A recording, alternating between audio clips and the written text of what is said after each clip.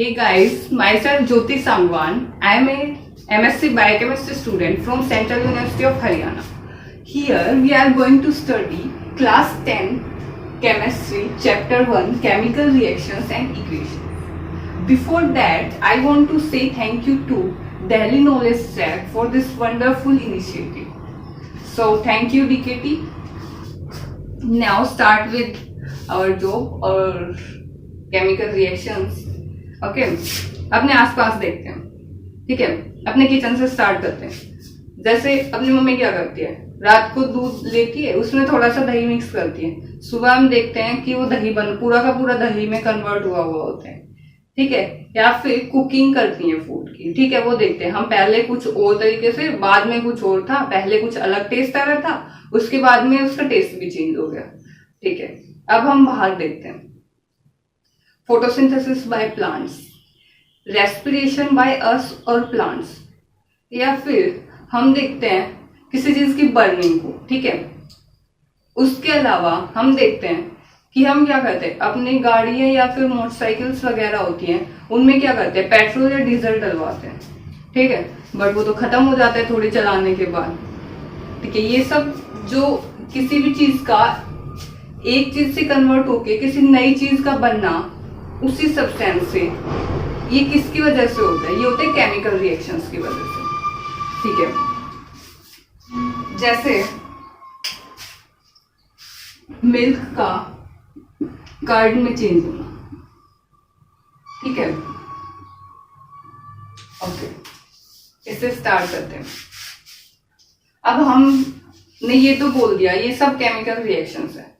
अब हमें पता कैसे चलेगा कि केमिकल रिएक्शन हो रही है या नहीं हो रही है, ठीक है। तो हम कुछ कैरेक्टरिस्टिक्स देखते हैं, जैसे change in state, change in colour,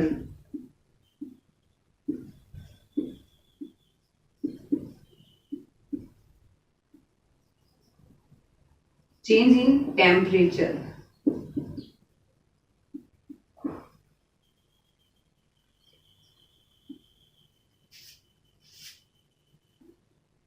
evolution of gas,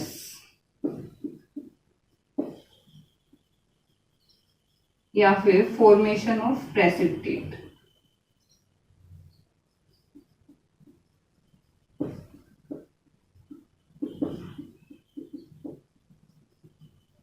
okay, ये सब क्या होती हैं, ये कुछ कैरेक्टरिस्टिक्स होती हैं जिनकी हेल्प से हम देखते हैं कि कोई भी केमिकल रिएक्शन हो रही है नहीं हो रही है, ठीक है। जैसे हमने सबसे पहले बात की है मिल्क को कर्ड में चेंज होने की, ठीक है। तो हम अपना जो मिल्क होता है वो एकदम लिक्विड फॉर्म में होता है, ठीक है। बट जब वो कर्ड में चेंज हो जाता है तो थोड़ा सा उसमें सोलिडिफाई सा हो जाता है, ठीक है। दोनों में डिफरेंस होता है, हमें पता चलता है कि मतलब ये मिल्क है और ये कर्ड है, ठीक है। तो उसमें उसकी स्टेट में चेंज हुआ, ठीक है। उसके बाद हम अपनी चाय को देखते हैं। हम क्या करते हैं, जब गैस के ऊपर अपना पैन रखते हैं, उसमें क्या करते हैं, थोड़ा पानी डालते हैं, चाय पत्ती वगैरह डालते हैं, ठीक है। फिर चीनी वगैरह, दूध वगैरह डालते हैं। उस टाइम पे उसका कलर अलग होता है, बट जब वो हीट करते रहते हैं उस टाइम पे उसका कलर चेंज हो जाता है, ठीक है। तो हमें पता चल जाएगा कि इसमें केमिकल रिएक्शन हुई है। या फिर लगाओ अपनी कैंडल होती है ना, कैंडल को हम जब बर्न करते हैं तो उस टाइम पे देखते हैं जो उसका वैक्स होता है वो पहले सॉलिड फॉर्म में था, बट अब वो लिक्विडिफाई हो गया, ठीक है। और वहां पे क्या होती है, हीट भी जनरेट हो रही होती है, ठीक है। मतलब टेम्परेचर में भी वहां पे आसपास चेंज हो रहा है, मतलब कोई ना कोई केमिकल रिएक्शन हो रही है। पहले तो वहां पे बिल्कुल ठंडा था, हम उसको कैंडल को आराम से टच कर सकते थे उसके ऊपर भी, बट अब टच नहीं कर सकते। या फिर जैसे अपन पेपर होता है, पेपर को क्या करते हैं, बर्न करते हैं। तो क्या करते हैं, पहले तो एक सीड फॉर्म में था, बाद में एकदम पाउडरी और एस फॉर्म में हो जाता है, ठीक है। तो उसकी भी तो स्टेट में चेंज हो रहा है ना, तो इससे हमें पता चलता है कि कोई ना कोई तो केमिकल रिएक्शन हो रही है जिससे वो एक स्टेट से दूसरी चेंज में चेंज हो रहा है, ठीक है। ओके, इन सब कैरेक्टरिस्टिक्स से हमें पता चल जाता है कि कोई भी केमिकल रिएक्शन हो रही है या नहीं हो रही है, ओके। अब हम बात करते हैं केमिकल इक्वेशंस के बारे में। सीधा केमिकल इक्वेशंस में आने से पहले हम जो अपनी एनसीईआरटी में कुछ एक्टिविटीज दी हुई होती हैं उनके बारे में पढ़ते हैं, मतलब देखते हैं। सबसे पहले जो एक्टिविटी दी हुई है मैग्नीशियम का मैग्नीशियम ऑक्साइड में कन्वर्ट होना। वो मैग्नीशियम ऑक्साइड में कन्वर्ट होने वो कैसे करते हैं, जैसे हम क्या करते हैं, एक मैग्नीशियम का रिबन लेते हैं, ठीक है, एक बर्नर लेते हैं और एक ग्लास की प्लेट लेते हैं, ठीक है। तो हम क्या करेंगे, जो अपना रिबन लिया था हमने मैग्नीशियम का, उसको पहले रब करके और पहले उसको क्लीन करते हैं, ठीक है। अब हम उसको क्लीन क्यों करते हैं, जब अपना मैग्नीशियम का रिबन होता है उसके ऊपर क्या होता है, मैग्नीशियम कार्बोनेट की एक लेयर दी हुई होती है उसकी, ताकि वो उसको प्रोटेक्ट करे अनवांटेड बर्निंग से, ठीक है, मतलब ऐसे ही वो जल ना जाए। इसी वजह से हम उसको रब करते हैं, जो उसके ऊपर क्या मैग्नीशियम कार्बोनेट की जो लेयर होती है उसको हम हटा देते हैं। अच्छा, हमने रब किया, मैग्नीशियम कार्बोनेट की लेयर को हटा दिया, बर्नर को ऑन किया, हम उसके ऊपर मैग्नीशियम की रिबन को लेके गए, ठीक है, हमने उसकी फ्लेम के पास लेके गए। हम जैसे उसकी फ्लेम के पास उसको लेके जाते हैं तो एक व्हाइट फ्लेम निकलती है, ठीक है। उसके साथ साथ वो क्या करता है, जो मैग्नीशियम का अपना रिबन था वो पाउडर फॉर्म में कन्वर्ट हो जाता है, ठीक है। और अपने ग्लास प्लेट के ऊपर हम देखते हैं कि उसकी पाउडर फॉर्म में एस प्रेजेंट होती है, ठीक है। तो उसका रिबन का एकदम जो रिबन की फॉर्म से पाउडरी फॉर्म में कन्वर्ट होना, कुछ तो रीजन होगा ना। तो ये जो उनका कन्वर्जन होता है उसकी एक सब्सटेंस से, मतलब उसके एक फॉर्म से दूसरे फॉर्म में कन्वर्ट होना, ये क्या होता है, केमिकल रिएक्शन। तो इसमें क्या था, मैग्नीशियम तो अपन ने रिबन ले लिया था, वहां पे एयर प्रेजेंट थी, वहां से ऑक्सीजन आ गई और वो कन्वर्ट किस में हो गया, मैग्नीशियम ऑक्साइड में कन्वर्ट हो गया, ठीक है। तो जो अपन ने मैग्नीशियम लिया था और ऑक्सीजन लिया, ये दोनों एक सब्सटेंस रिएक्ट हुए, उसके बाद जो दूसरे नए सब्सटेंस में चेंज हुए, ठीक है। तो ये दोनों जो सब्सटेंस रिएक्ट हुए उन सब्सटेंसेस को हम क्या बोल देते हैं, रिएक्टेंट बोलते हैं। और जो नया सब्सटेंस बनता है या उसको हम, या नया कंपाउंड बनता है उसको हम क्या बोलते हैं, प्रोडक्ट बोलते हैं, ठीक है। अब हम अपनी दूसरी एक्टिविटी के बारे में बात करते हैं। दूसरी एक्टिविटी में क्या है, हम दो टेस्ट ट्यूब्स लेते हैं। एक टेस्ट ट्यूब में हम लेड नाइट्रेट का सॉल्यूशन लेते हैं, दूसरे टेस्ट ट्यूब में हम पोटेशियम आयोडाइड का सॉल्यूशन लेते हैं। वो दोनों सॉल्यूशंस क्या होते हैं, कलरलेस सॉल्यूशंस होते हैं। अब हम इन कलरलेस सॉल्यूशंस को जब हम मिक्स करते हैं तो एक येलो कलर का सॉल्यूशन बनता है, ठीक है। वो येलो कलर का सॉल्यूशन किसकी वजह से होता है, वो येलो कलर का सॉल्यूशन होता है लेड आयोडाइड की वजह से। वो लेड आयोडाइड क्या होता है, प्रेसिपिटेट हो जाते हैं, ठीक है। जब हम उन दोनों को मिक्स करते हैं, जब लेड आयोडाइड की फॉर्मेशन होती है, वो सोल्यूबल नहीं होता जो अपना पोटेशियम नाइट्रेट बना है उसके अंदर, ठीक है। तो उसकी वजह से जो इनसोल्यूबल फॉर्म होती है, थोड़ी सोलिडिफाइड फॉर्म होती है उसकी, उसको हम क्या बोलते हैं, प्रेसिपिटेट होते हैं, मतलब वो उसमें उस सॉल्यूशन में डिसोल्व नहीं हो पा रहे, ठीक है, ओके। उसके बाद हम एक और एक्टिविटी देखते हैं। हम क्या करते हैं, कोनिकल फ्लास्क लेते हैं,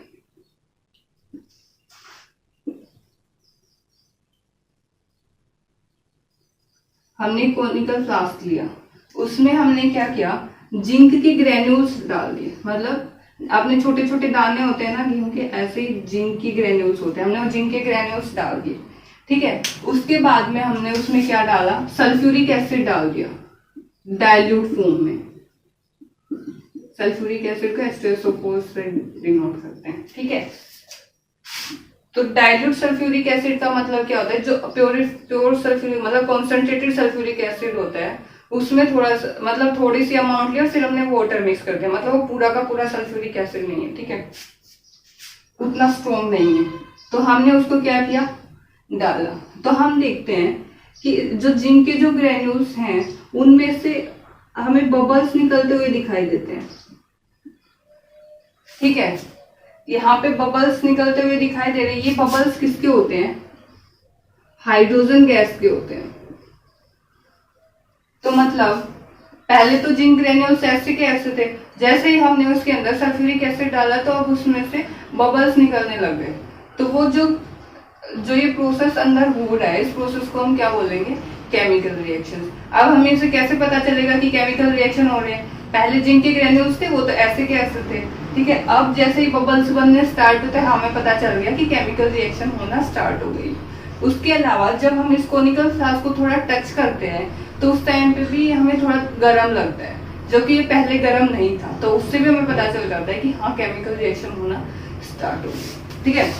इससे हम देखते हैं कि केमिकल रिएक्शंस क्या होते हैं और हमें कैसे पता चलता है कि केमिकल रिएक्शन हो रहे हैं नहीं हो रहे हैं। अब हम बात करते हैं केमिकल इक्वेशंस के बारे में। तो हमने जो सबसे पहले एक्टिविटी की थी मैग्नीशियम की, मैग्नीशियम ऑक्साइड में कन्वर्ट होना, हम उससे स्टार्ट करते हैं। तो जैसे हम उसको जो लाइन की फॉर्म में था, सेंटेंस की फॉर्म में था, उसको हम वर्ड की फॉर्म में कन्वर्ट करते हैं। तो हम क्या लेते हैं? मैग्नीशियम ऑक्साइड लेते हैं, सॉरी हमने क्या लिया था? मैग्नीशियम का रिबन लिया था, मैग्नीशियम लिख, उसके लिए हमने मैग्नीशियम लिख दिया। उसके बाद में एयर से हमें क्या लिया था? ऑक्सीजन मिल गई थी, ओके, तो हमने यहाँ पे ऑक्सीजन लिख दिया, ठीक है।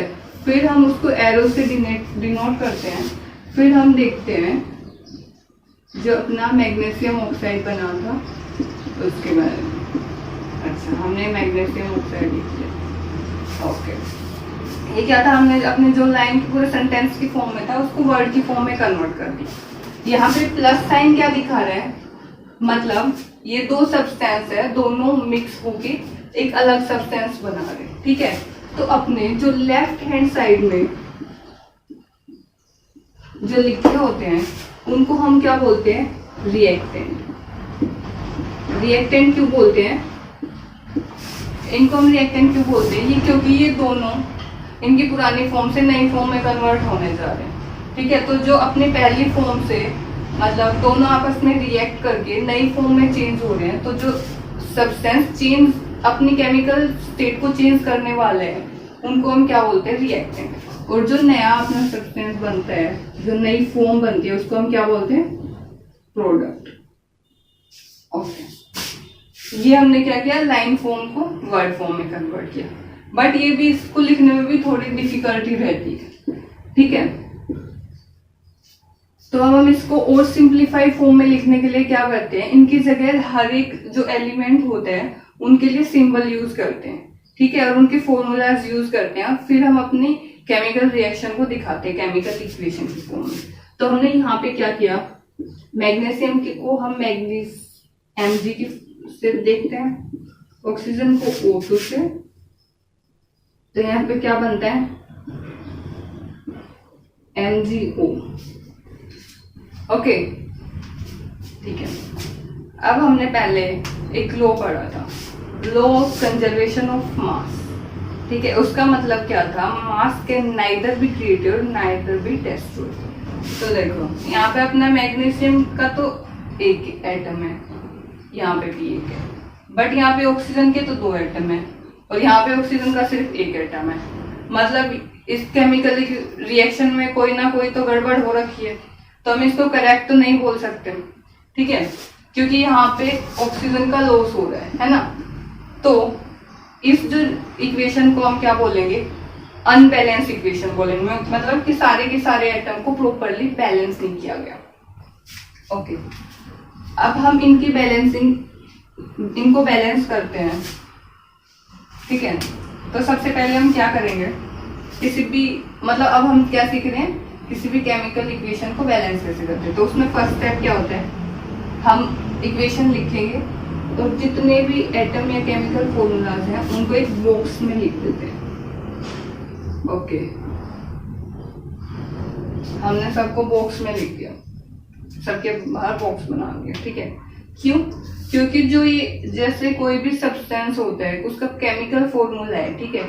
हम उसकी केमिकल फॉर्मूला को चेंज नहीं करेंगे ताकि वो केमिकल फॉर्मूला चेंज ना हो। इसकी वजह से हम उनको पहले ही बॉक्स में रख देते हैं ताकि हमें याद रहे कि इसके साथ कोई भी छेड़छाड़ नहीं करनी है, ओके। सेकंड में हम क्या करेंगे? सेकंड स्टेप में जितने भी एलिमेंट हैं अपने उनके लिए टेबल बनाते हैं, जैसे मैग्नीशियम हो गया और ऑक्सीजन हो गया, ठीक है। ये अपने एलिमेंट हो गए। देखते हैं इनके लेफ्ट हैंड साइड में कितने एटम्स हैं और इसके राइट हैंड साइड में कितने हैं। तो देखो यहाँ पे मैग्नीशियम है, मैग्नीशियम लेफ्ट हैंड साइड में कितने एटम है, 1। अब राइट हैंड साइड में जाते हैं, राइट हैंड साइड में मैग्नीशियम के कितने एटम है, 1। अब देखते हैं ऑक्सीजन, ऑक्सीजन के लेफ्ट हैंड साइड में कितने एटम है, 2। यहाँ पे ऑक्सीजन के राइट हैंड साइड में कितने एटम है, 1। मतलब दोनों साइड सेम नहीं है, मतलब अनबैलेंस। अब हम इसको बैलेंस कैसे करेंगे, अब हम देखते हैं जो एटम जिसका मैक्सिमम नंबर है उससे स्टार्ट करेंगे, ताकि मतलब उसको सिंप्लीफाई करते हुए अपनी रिएक्शन को, केमिकल इक्वेशन को बैलेंस करें, ठीक है।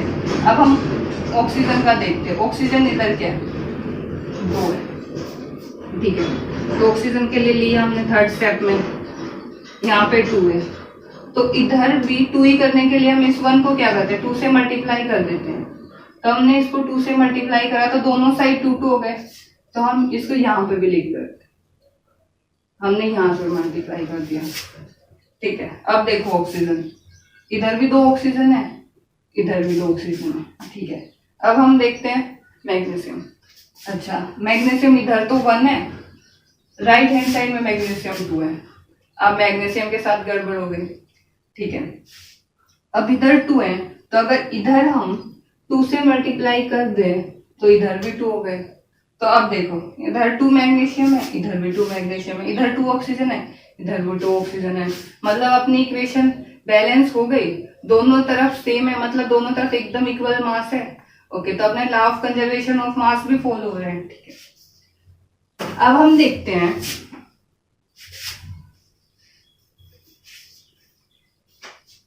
कि अगर हम कहीं पे सिर्फ इस केमिकल इक्वेशन को देखते हैं तो हम इसके बारे में ये तो बता देंगे, हाँ, कि मैग्नीशियम है वो ऑक्सीजन के साथ क्या करते हैं, रिएक्ट कर रहा है और मैग्नीशियम ऑक्साइड बना रहे हैं, बट हमें ये तो नहीं पता चलेगा कि कौन सा किस फॉर्म में है। जैसे हम लैब में एक्सपेरिमेंट परफॉर्म करने लग जाए तो हमें तो नहीं पता चलेगा कि मैग्नीशियम हमें कौन सी फॉर्म में मिलेगा, सॉलिड फॉर्म में मिलेगा, लिक्विड फॉर्म में मिलेगा, गैस फॉर्म में मिलेगा, हमें नहीं पता चलेगा। इसकी वजह से हम कभी भी क्या होते हैं, केमिकल इक्वेशंस होती है उनको लिखते हैं तो उनके साथ हम उनके सिंबल्स दिखा देते हैं, जिससे हमें पता चल जाता है कि वो सॉलिड फॉर्म में है, लिक्विड फॉर्म में है, गैस फॉर्म में है या फिर एक्वस फॉर्म में। उनके लिए क्या होता है, सॉलिड फॉर्म के को हम डिनोट करते हैं स्मॉल एस से और ब्रैकेट में रख देते हैं, लिक्विड को हम डिनोट करते हैं स्मॉल एल से, ऐसे ही गैस को हम डिनोट करेंगे स्मॉल जी से, और जो अपने एक्वस सॉल्यूशंस होते हैं उनको हम डिनोट करते हैं ए क्यू से। ओके, अब जो ये तो हमें पता है, सॉलिड का भी पता है, लिक्विड का भी पता है, गैस का भी पता है। अब एक्वस क्या होते हैं, एक्वस जैसे कोई भी केमिकल उसके पाउडरी फॉर्म में, ठीक है, अब हमें उसको लिक्विड फॉर्म में कन्वर्ट करना है, मतलब सॉलिड फॉर्म में था वो हम उसको लिक्विड में करेंगे, तो क्या करते हैं हम वाटर के अंदर उसको मिक्स कर देते हैं। तो कोई भी कंपाउंड जब वाटर के अंदर मिक्स होके जो सॉल्यूशन बनाता है और हम उस सॉल्यूशन को यूज करते हैं तो वो सॉल्यूशन क्या हो गया, उसका एक्वस सॉल्यूशन हो गया, ठीक है। तो हम देखते हैं, हमने मैग्नीशियम क्या लिया था, सॉलिड लिया था, तो हम इसको एस से डिनोट कर देंगे। ऑक्सीजन हम अपने एयर से ली थी, तो एयर से मतलब गैसेस फॉर्म में है, तो हम उसको जी से डिनोट कर देंगे। अपना मैग्नीशियम ऑक्साइड बना था, वो मैग्नीशियम ऑक्साइड क्या था, पाउडर फॉर्म में था, तो हम उसको क्या करते हैं एस से डिनोट कर देते हैं, ठीक है। तो इस तरीके से हम अपनी क्या होते हैं केमिकल इक्वेशंस को लिखते हैं। ओके, अब हम और प्रैक्टिस करते हैं केमिकल इक्वेशंस के साथ।